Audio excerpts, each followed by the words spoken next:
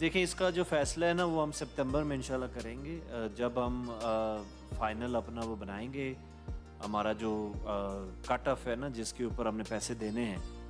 تو اور یہ میسج تمام لوگوں کے لیے ہے کہ ابھی اگر کسی کا کوئی میسج آ رہا ہے کہ وہ نااہل ہے تو وہ وقتی طور پہ ابھی ہم نے انفارمیشن دی ہے.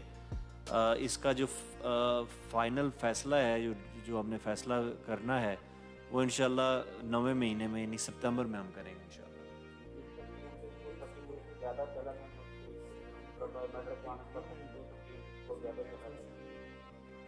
اچھا، آپ کا بھی ہم نے اسٹیٹس چیک کیا ہے، آپ فی الحال تو اہل ہیں ہمارے پروگرام کے لیے، تو انشاءاللہ اگست میں ہم اب نئی انرولمنٹ سٹارٹ کرنے جا رہے ہیں. ٹھیک ہے، تو اگست میں آپ کو انشاءاللہ ہم شامل کر لیں گے.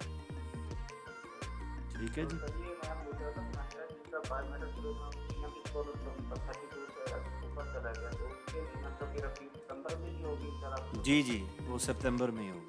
ٹھیک ہے جی، شکریہ.